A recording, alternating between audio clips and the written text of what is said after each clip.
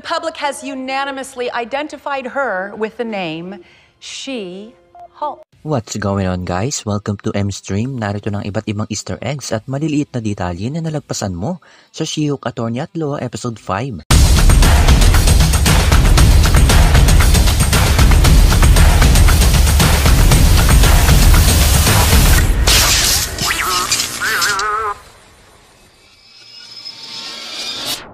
Before we begin, you can comment down below to join in my custom shoutout.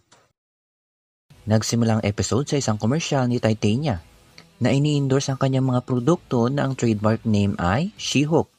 Tandaan natin na si Titania ay isa ring superhuman at ginagamit niya ang pangalang She-Hulk para maibenta niya ang kanyang mga produkto.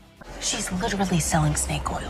Nagbabalik si Pug at sila ay pumunta sa isang boba cafe na may tinatagong paggawaan ng superhero costume sa loob.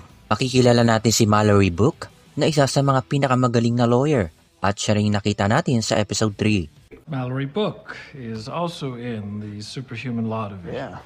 Sa comics, si Mallory at Jennifer ay magkatunggali pero sa episode na ito, tila naging magkaibigan sila. I am so happy we're friends now. Habang sila ay magkausap, nabanggit niya ang pangalan ni Doctor Strange at ni Thor. Balik tayo sa paggawa ng superhero costume. May kilala natin si Luke Jacobson na isa sa mga pinakamagaling na fashion designer mula sa Marvel Comics. At maya-maya may kita natin muli si Todd na minsan nang nakadate si She-Hulk. Maraming mga fans na naghihinala kay Todd at maraming nagsasabi na siya ay isa sa mga may pagnanasa sa kapangyarihan ni She-Hulk. At maaaring nagtatrabaho sa hindi pa nating nalalamang boss ng grupong ito. Sa korte, may kita natin ang ilan sa mga clip mula sa nakaraang episode. Nagbabalik din ang ilan sa mga nakadate ni She-Hulk para siya ay itestigo. Ibinigay ni Luke ang ginawa niyang costume para kay Jennifer at maaari natin ito makita sa mga susunod na episode. At ang huling eksenang ito ay ipinakita sa atin ang isa sa mga costume na nag-iisang Daredevil. At siya ay abangan natin next week. Ang dilaw at pula niyang costume ay halos katugma ng nasa comics.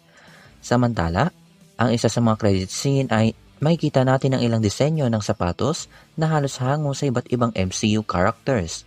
Gaya na lang ni Iron Man, Moon Knight, Black Panther, Cyclops, Captain Marvel, Green Goblin, Namor, Electro, The Thing, Wolverine, Doctor Doom, Hulk, Cable, Captain America, Deadpool, Thor, Falcon, Nova, Ghost Rider, Doctor Strange, Speedball, Scarlet Spider, Hawkeye, Comic Accurate Vision, Kamala or Miss Marvel, at marami pang iba.